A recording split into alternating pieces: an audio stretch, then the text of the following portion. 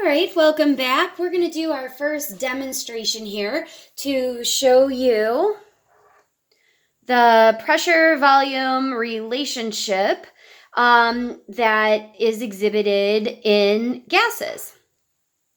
All right, so here we go. So here's what I've done. I basically took a rather large syringe here, and I stopped up the edge with like a lollipop stick, and then I just dumped a whole bunch of Gorilla Glue on there in order to make sure that it was a nice airtight seal. And so what I'm gonna do next is take some of these mini marshmallows, but just so that you can see they're they're fresh, like I just opened the bag. So what I'm gonna do is pour them into my syringe. There, well, just drop them in, really. I guess you don't really pour a marshmallow. And right now, my syringe is an open system, right? I've got air inside the syringe because it's coming in from the room and filling it. And so, hey, the air inside the syringe is syringe-spaced. Remember? So anyway, what I'm going to do next is put the plunger in. And once I put the plunger in, I am trapping any air that is inside of my syringe in there. And so because I have sealed this so very well, the air should not escape. So remember that air is a gas and gas is compressible. And so if I push my plunger down, I'm going to compress the air inside of my syringe. And then what am I doing with the air molecules? Well, I'm squishing them together. And what does that do to the number of collisions? They're going to collide more and more with each other and more with the walls of my syringe. What does that do to the pressure? Well, as I compress the air, as I make the volume of my container smaller, so like right now, let me turn this around. This is a 150 milliliter syringe. Right now, I've got probably a little bit more than 150 milliliters of air in there. As I push the plunger down, I'm decreasing the volume of air that is in my syringe. And what I want you to do is take a look at what that does to the marshmallows at the bottom. See if they change. And actually, I think I'm going to take one of those little guys out. Take one out. I think you'll be able to see it a little bit better. Okay. All right. Here we go.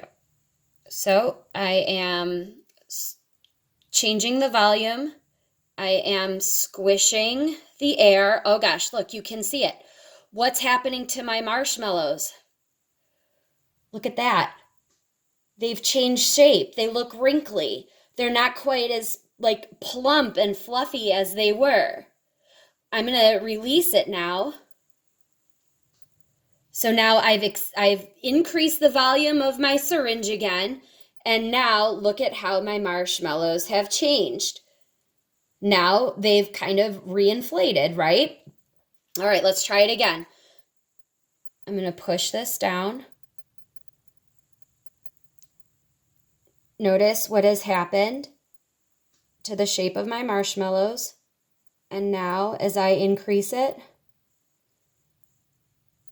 they get fluffier. All right, I'm going to try it one more time. Here we go. There, I wanted to try and it's hard. And then let it go and they get fluffier. Okay, that's our first demo. Okay, so if you guys haven't already done so, you should pull up the Gas Law Demos handout that is a part of the packet that I've uploaded to Cami for you, or maybe your teacher has used OneNote instead, so that you can jot down a few notes.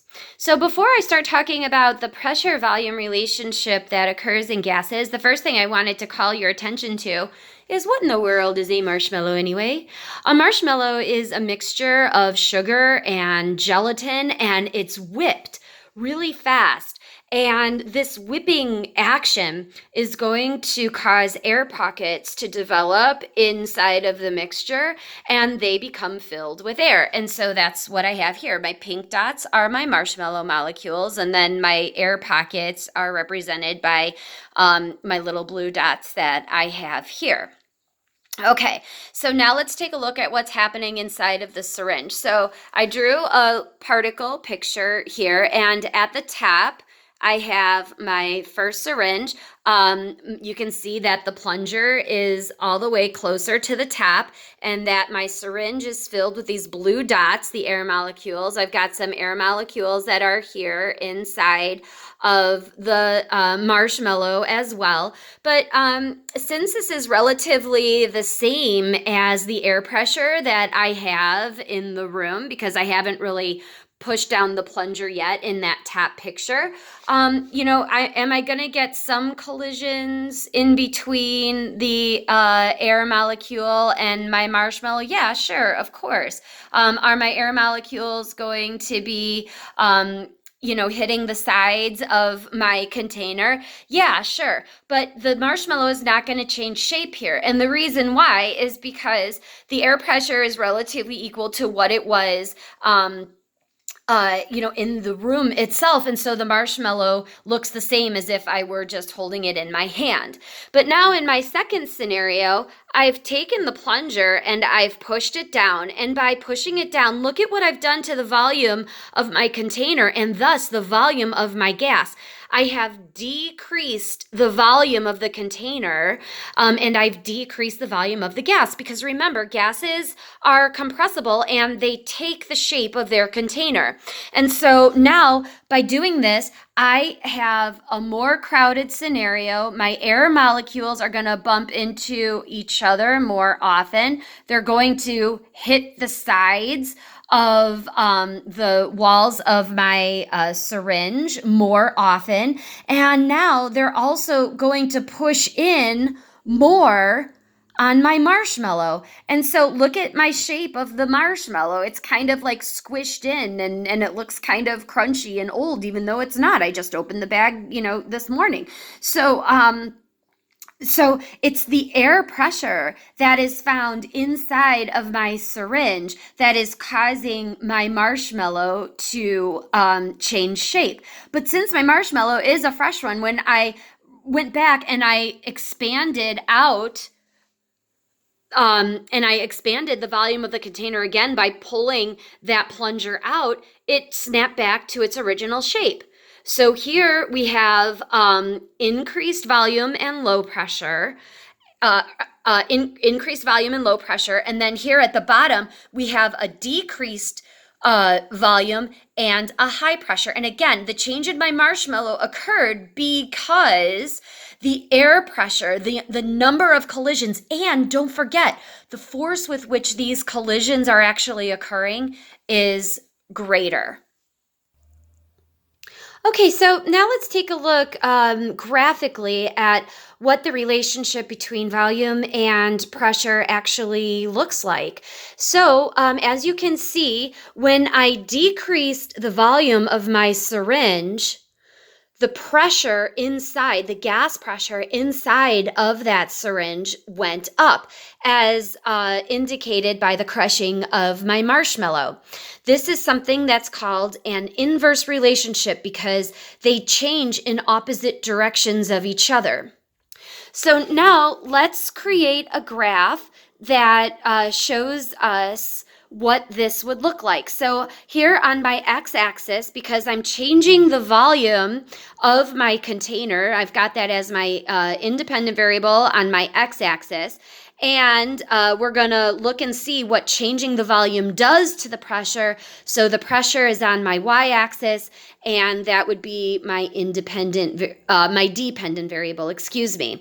And I didn't put any numbers down because I don't have any devices to actually measure pressure with scientific units. So we're just going to go with low and high. And so As we said, when the volume of my syringe was low, when I pushed the plunger in and I decreased the volume of my syringe, my marshmallows got crushed, which indicates that when the volume is low, the pressure is high. Conversely, when the volume was high, when I took the plunger and I made the volume of the syringe larger by pulling the plunger back out and my marshmallow kind of reinflated, well, that meant that my pressure was low. So when the volume is high, the pressure is low. And I know that we're probably tempted to draw just like a straight line connecting my 2 points would be, I guess, okay for now because I really only have 2 data points. But in reality, if we were to collect a lot of data, it would have a very slight curve. And so this is our graphic representation of the pressure volume relationship.